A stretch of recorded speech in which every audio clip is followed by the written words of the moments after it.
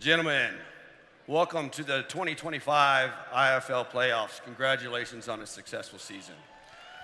My name is Austin Wright. I'll be your referee. This is Nick Tomasetta. He'll be your umpire tonight. We have the 2025 IFL coin. Logo side is heads, teams is tails. Heads, tails. Jacksonville, you're the visitor. What is your call? Tails is the call. Tails. You've won the toss.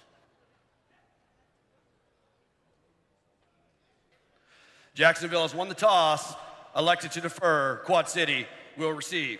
Good luck, gentlemen. Let's have a great game. And so that's how this game and these IFL playoffs in 2025 will get underway. Quickly, let's get to Ron's rundown before we get things going here in Moline. Yeah, and just like Ron's rundown, we're going to keep your passion in the end zone with our friends over at Blue Chew. Let's get to it. Injuries for tonight. That's always a place that we want to start. There's some reported rumors of injuries. This is a very banged-up Jacksonville team. We saw them lose a lot of key players in Week 19. An offensive lineman who was placed on season IR, and they had to go out and they had to sign a few guys. So this is a banged-up Jacksonville squad coming into here tonight. On the other side for the Wheelers, Bubba Arslanian returns officially. He's in the lineup. He's playing tonight. And Ivory Scott, who missed the last home game in Week 19, he is suited up and expected to play here as well this evening. Players to watch on both sides of the ball. When I look at Jacksonville, I think Tyler Huff on offense. I think Malik Jones on defense. One of your top rushers in the league, one of your top playmakers on the defensive side in the league. Jones, a ton of picks this season. He's a guy to keep an eye on. And on the other side for the Wheelers, Tamarian Terry, Bubba Arslanian, and Daquan Neal. Those are maybe your three biggest playmakers for the Wheelers on both sides of the ball, and all those guys are going to be important here tonight. And finally, our betting lines. This game is a toss-up. It's a pick-em. There is no spread. You can't bet it. It's a toss-em, pick-em. Minus 110 on the money line for both of these teams. That over-under set at 84.5. I think that's a great number here for tonight. Redrick Terry. The Sharks, as you heard just moments ago, won the toss, deferred to the second half. The Steamwheelers will get the ball first, the number one seed in the Eastern Conference in this postseason. Deion McShane back deep to return the kick, and the IFL playoffs are underway. Starts with a high kick, headed toward the goal, and in it goes for a deuce right out of the gate. Great start for Dylan Barnes. For 2 points, be first and 10. Quad Cities. And the road team has the first lead of the contest. We've seen Kyle Kaplan do that a number of times, and this feels like Week 19 all over again, yeah. Redrick. Tulsa kicked off, got a deuce right out the gate, and that was big for them all night long, and that game ended up coming down to only 2 points. So good for the Sharks here to get things started as we get underway with the Wheelers on offense. Barnes, a UCF native, knocking in the first points of the game on the first play of the game. Now here's Daquan Neal on first down. He'll go up top. He's got a man open in the second level. It's Jordan Vesey who made the grab right near midfield and is forced out right around there. So Neal goes right to the air. The former MVP quarterback picks up a 20-yard gain to the Rock Island native, the hometown Quad City kid Vesey. Vesey led this team in receiving all season long, was one of Daquan Neal's favorite targets, and you can certainly see why. Just a nice job there, getting open. That was just a simple all goes, and if you feel your man starting to pull away, you just go ahead and sit in the soft zone. Vesey does that there. Easy pitch catch for the first down. Out of the 8 teams in the postseason, the Steamwheelers actually have the worst home record. They're 5-3 in this building coming into today. Here's Ware on the end-around run as he tried to reverse field and picks up the first down, getting all the way to the 15-yard line, and Ware on his first carry of the postseason goes for 10. Nearly 700 all-purpose yards for Jared Ware Jr. during the regular season. He's going to be a guy, although he wasn't necessarily one of our players to watch, he's that next level of playmaker on this offense that needs to be at the top of his game to help these Wheelers today. That's a great start to his day individually. These two Steamwheeler and Sharks offensive units are actually quite similar. They both average right around 45 points a contest. And the Steamwheelers on the opening drive are out to a fast start. Ware on the option, nice shake move, getting past the defender and buying a few extra yards. Oh, he put Hayden Hatcher in a can we take this dance moment as he gets all the way to the 11-yard line for a 4-yard pickup. I'm scouring the field, Redrick, for any lost ankles after that move. What a stop on a dime by Ware. It looked like Hatcher had him dead to rights. Still able to shimmy his way out and pick up about 4 on first down. You'll take that every single time. 2nd down, 6, opening drive for the Steamwheelers. Neal looking, throwing at the goal line. It's caught by McShane, who breaks the plane and gets in for the touchdown.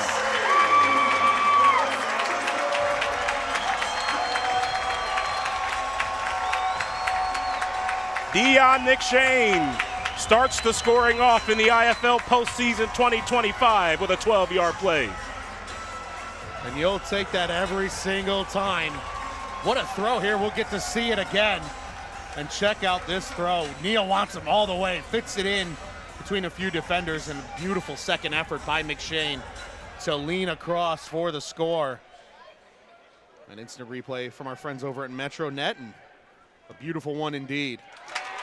Kyle Kaplan, reigning special teams player of the week in the IFL. His 4-deuce performance a week ago adds the extra point, makes it a 7-2 start. Exactly the way you want to start if you're the home team in a number 1 seed situation. Absolutely. This is getting the building energy on your side right out the jump. Sure, the Sharks took those first points, and they'll happily take those 2 points on the opening kickoff, but that's exactly how you want to do it. A 3-play scoring drive to get your day started as a unit.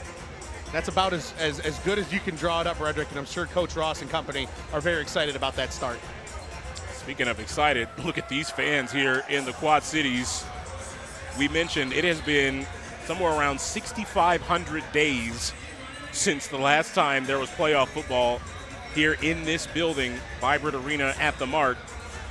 We know this Steamwheelers franchise is a very decorated one going back to its origins in the AF2, 2-time Arena Cup champions in that league. And that's the last time that there was playoff football in this building, when they were still part of the AF2 in 2007.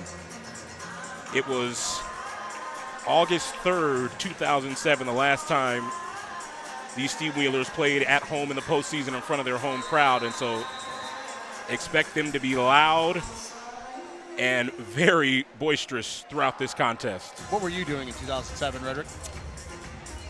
Boy, I wish I was at the game. That's what I'm thinking. I think I was a 7th grader, maybe. Sounds about right. Kaplan's kick will go out of the back of the end zone here, and a touchback will send the ball to the 20. Ball placed at the 20-yard line. It's 1st and 10, Jacksonville. And so here we go with the Sharks on offense. You mentioned it in the pregame. This team has faced so much adversity, injuries, different transactions, moving players in and out. Here they are in the postseason for the first time in their IFL incarnation. And they're led by that man, Tyler Huff, the Jacksonville State product, who has been very impressive, but particularly on the ground, as you mentioned, one of the top rushers in this league in limited action in 2025. But he'll go to the air on first down. High throw and incomplete, as he was looking for Marcus Rogers in the flat. Chris Chukwuneke was there on the defense for the Steamwheelers, and it's 2nd down. Just a bit of a high throw there from Huff. A good start for the front 3 of the Wheelers as well, bringing some pressure right off the jump. Again, we've got our eyeballs on that Jacksonville offensive line. Really banged up a week ago in their own stadium against the Blizzard. And this front 3 for the Wheelers can certainly take advantage of a group that hasn't played a lot together. 2nd and 10, they run it up the middle. Larry McCammon, nothing much going on that side, and the first one there is Keyshawn Moore. One of the Wheelers who dealt with some injury issues toward the end of this year. You know he's hyped up to be here in playoff action. That's a no gain on the play to set up 3rd and long. Yeah, we'll get another look at it as well. Just bench presses.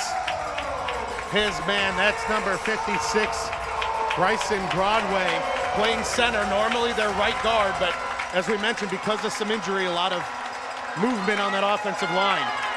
Sharks 6th best team in the IFL on 3rd down conversions through the regular season. Huff, pass, caught.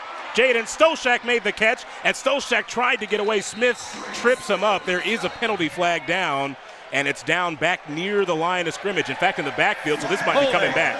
Number 76, offense.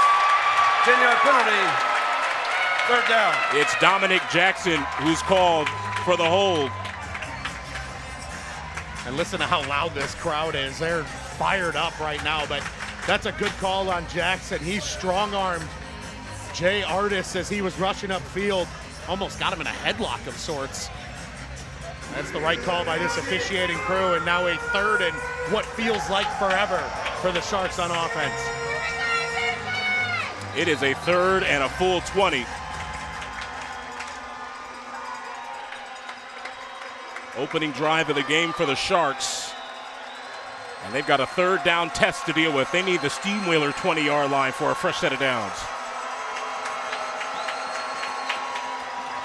Huff will take off. Tries to find space.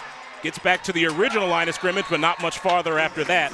And it'll be fourth down as he's forced out of bounds just across the 20. Call it about a 12-yard gain and some extracurriculars going on between these two postseason opponents. Yeah, these are two teams that are familiar with each other as we get another look at that Huff-designed run on third down. Nice lead block out in front by number 72, Leon Brown. As you mentioned, getting back and then some past the original line of scrimmage. And this is a big down for this Jacksonville Sharks offense. You can either zap the momentum out of this building or amplify it based on the result of this play. Huff has time, fires, tipped in the air and incomplete. It was knocked away by Cam Harrell, but there is a flag down again on the far side of the field. This time they're pointing the Steamwheelers' way, and this one might be a fresh set of downs for Jacksonville. Holding, number 3, defense. 10-yard penalty, automatic, first down. Trey Smith called for the hold that will buy Jacksonville a first down via the penalty. And that's the type of play you hate to see from your defense.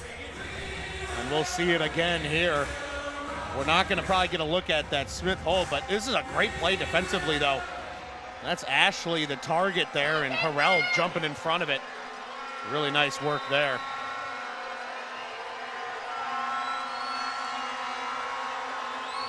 At the 18-yard line, handoff, left side, nothing much there as they went back to McCammon on the ground, and once again McCammon is met by that Steamwheelers front, led by Keyshawn Moore.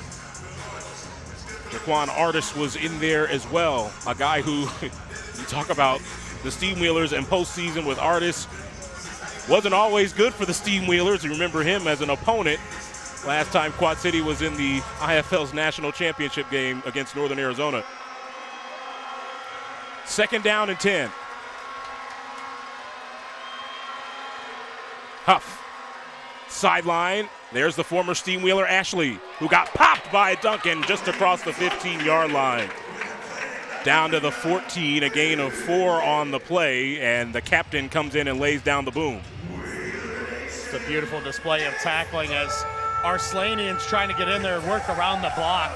You'll see him come in underneath McCammon there and just can't make it, but Duncan, nice shot flowing to the football to make the play. There has been chatter throughout the week leading up into this game. Karan Ashley, the former Steamwheeler, saying that he wants a little bit of revenge here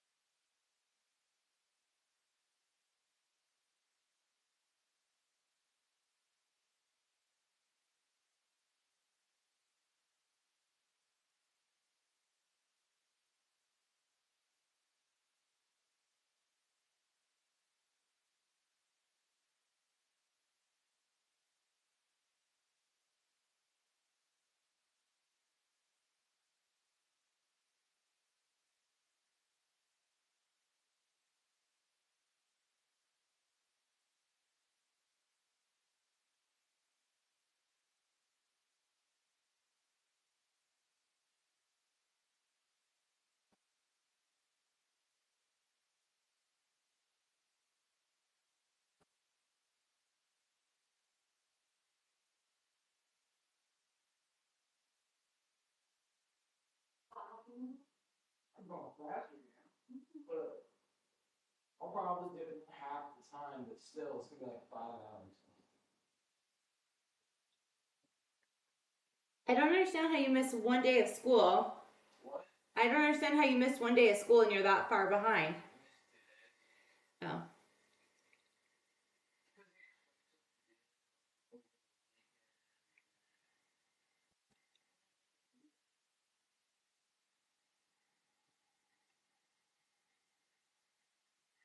And everyone did this before.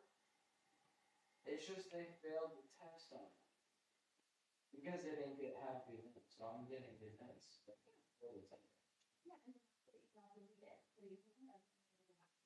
Yeah, I already did.